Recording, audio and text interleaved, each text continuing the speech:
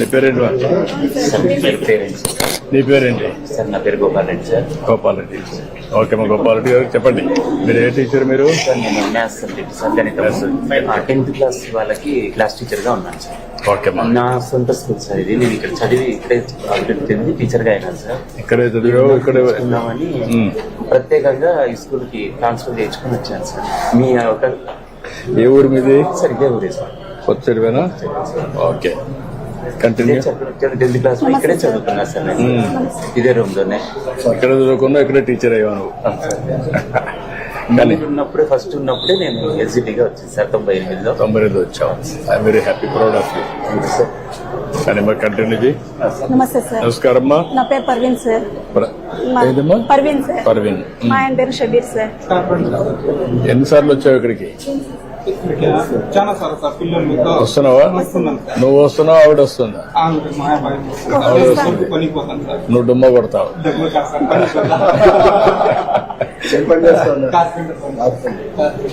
నువ్వేం పని చేస్తావు అమ్మా? నేను టైలరింగ్ చేస్తాను సార్, ఇప్పుడు లేదు.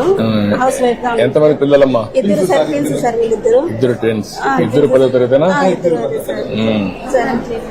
ఓకే. నువ్వేం కావాలనుకున్నావు? కూర్చోమ్మా. నువ్వేం కావాలంటావా? నువ్వు కూడా సాఫ్ట్వేరేనా? ఇద్దరు సాఫ్ట్వేర్ పోటీ పడుతున్నారు. కంప్యూటింగ్ నేర్చుకోవాలి. ఆల్గరిథమ్స్ రాస్తారు. చెప్పండి, కానీ ఎట్లా చేస్తున్నారు మీరు చెప్పండి. అమ్మ మీరు బాబు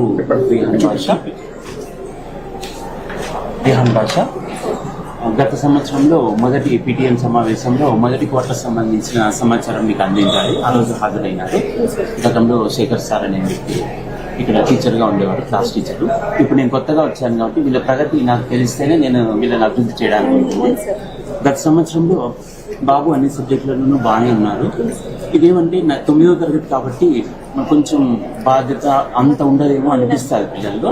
కానీ ఇప్పుడు మనం 10వ తరగతి మన జీవితంలో మొదటిసారి సర్టిఫికేట్ ఇస్తారు కాబట్టి మనం మరింత కష్టపడి చదువుకోవాల్సి ఉంటుంది. మేము మా వైపు నుంచి 9 గంటల నుంచి 5 గంటల వరకు బండిలో ఉంటారు. నేనైతే ఇదే గ్రామం కాబట్టి అందుబాటులో ఉంటా, ఏ సమయంలో ఉండొచ్చు. నా నుంచి ఏమైనా సహకారం కావాలంటే చెప్పండి, సూచనలు ఇస్తే ఆ ప్రకారం నేను నడుచుకుంటాను. ఇప్పుడు మీకు ఇక్కడ చూసినప్పుడు మార్క్స్ పోయినసారి నీది తెలుగులో 69, హిందీలో 67, ఇంగ్లీష్లో 64, mathematics 78, science 80, social studies 74, 3 B2 వచ్చింది, 3 B1 వచ్చింది. 70 కంటే తక్కువ వస్తే B2 కింద వస్తావు, 70 కంటే ఎక్కువ వస్తే B1 వస్తావు. ఇప్పుడు ఓవరాల్ గా వచ్చే B1 వచ్చావు. నెక్స్ట్ ఏముంది? ఏం రావాలి ర్యాంకు? A1 రావాలి. A1 వస్తే నీకు సీటు ఇంజనీరింగ్ వస్తుందా?